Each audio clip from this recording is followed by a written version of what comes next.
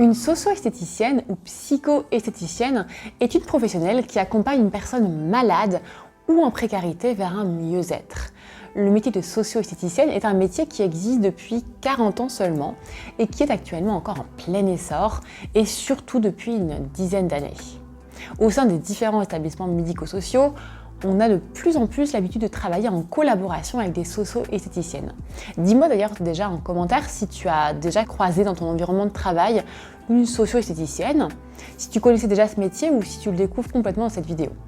Alors, une socio-esthéticienne, elle va prendre en charge une souffrance qui est soit physique, soit sociale. La prise en charge concerne tout type de personnes, de l'enfant à la personne âgée. Une socio-esthéticienne, elle va vraiment travailler en étroite collaboration avec l'équipe médicale et paramédicale et elle va réaliser un grand nombre de soins de bien-être, mais pas que. Elle va réaliser notamment des soins visage, des soins des mains, des modelages corps, mais aussi des conseils d'hygiène corporelle, du conseil en images. Elle va aider aussi la personne à retrouver son schéma corporel. Pour les personnes qui ne supportent pas le toucher, par exemple en psychiatrie, ça peut aussi passer par l'automassage. Et il y a aussi une grande part d'écoute dans la prise en charge du bien-être de la personne.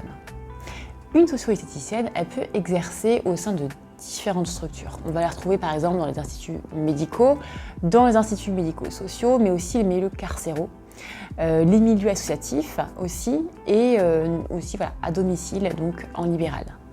Ce métier il comprend donc souvent une partie de démarchage, notamment des entreprises, des hôpitaux, etc., pour vraiment faire connaître ce métier et se faire connaître soi en tant que professionnel.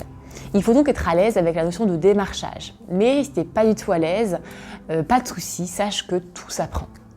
Alors, quelle formation faut-il pour devenir socio-esthéticienne ? Alors, malheureusement, pour devenir socio-esthéticienne, il n'y a pas de passerelle après infirmière. Pour devenir socio-esthéticienne, il faut d'abord devenir esthéticienne. Une socio-esthéticienne, c'est avant tout une esthéticienne. Il faut donc passer le CAP esthétique qui se prépare en 1 an ou 2. Le CAP esthétique, il se prépare soit en présentiel, soit à distance aussi pour certaines écoles. Je t'ai mis dans la description le lien vers le Centre européen de formation avec qui je suis en partenariat. Si tu te poses la question de préparer le CAP esthétique à distance. Et ensuite, il faut devenir donc socio-esthéticienne et donc préparer la formation, mais d'abord justifier d'au moins 2 ans d'expérience au sein d'un institut pour prétendre entrer en formation de socio-esthéticienne. Tu trouveras sur mon site surelka.fr le témoignage de Noémie qui te dira comment faire pour ne pas attendre 2 ans d'expérience en institut si tu le souhaites. La première association à avoir créé une formation de socio-esthéticienne est basée au CHU de Tours. Il s'agit du CODES, cours d'esthétique à option humanitaire et sociale, qui est reconnu au RNCP, donc le fameux répertoire national des certifications professionnelles. La formation de socio-esthéticienne se prépare en 1 an de formation. Cette formation, elle se base sur des modules dans le domaine du social et du médical. Il y a peu de notions d'esthétique qui sont abordées parce qu'à ce moment-là, voilà, ces notions sont vraiment considérées comme acquises auparavant.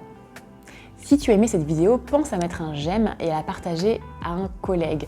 Viens rejoindre la plus belle communauté d'infirmiers et d'infirmières qui veulent évoluer dans leur vie professionnelle. Je te dis merci et à très vite.